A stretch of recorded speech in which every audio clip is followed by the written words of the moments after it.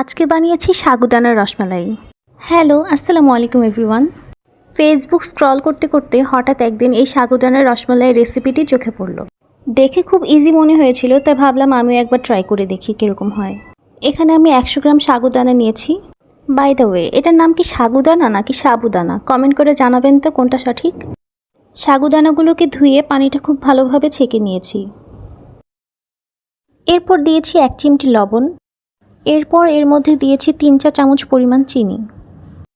এবার খুব ভালোভাবে মিক্স করে 20 মিনিটসের জন্য রেখে দিয়েছি। এখন এটাকে খুব ভালোভাবে মেখে একটি ডো বানিয়ে নিব।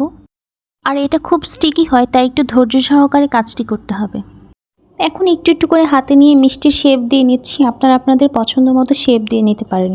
আর মিষ্টির সাইজটা একটু ছোট রাখাই ভালো, কারণ এটা সিদ্ধ হওয়ার পর ফুলে ডাবল হয়ে যাবে।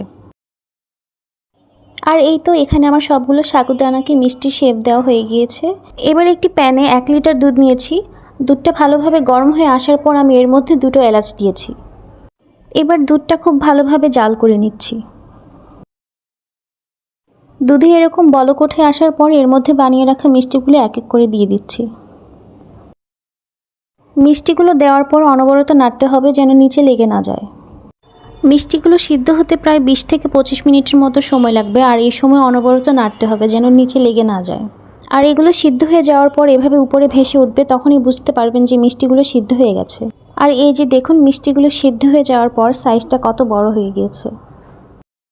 এরপর দিয়ে দিয়েছি 2 টেবিল চামচ চিনি। এখানে চিনির পরিমাণটা আপনারা আপনাদের পছন্দ মতো কম বেশি করে নিতে পারেন। এরপর অনবরত নাড়তে থাকবো আর দুধটা একদম জাল হয়ে ঘন হয়ে আসা পর্যন্ত ওয়েট করব। এবার একটু ঠান্ডা হয়ে আসলে একটি সার্ভিং ডিশে ঢেলে নিয়ে 2 ঘন্টার জন্য ফ্রিজে রেখে দিব।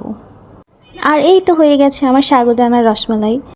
এটা ঠান্ডা ঠান্ডা খেতে বেশ মজা লেগেছিল। আর এই মিষ্টিগুলো খেতে অনেকটা বাবল টিয়ের বাবলগুলোর মতো মনে হয়, একটু রাবারি টাইপের। সাগুদানার এই রসমালাইটা বানানো খুবই ইজি, তাই বাসায় একবার হলেও ট্রাই করে দেখতে পারেন। আশা করি ভালোই লাগবে। ভিডিওটি ভালো লেগে থাকলে আমার পেজে ফলো করতে একদমই ভুলবেন না। আর আজকের মতো এখানেই বিদায় নিচ্ছি। আল্লাহ হাফেজ।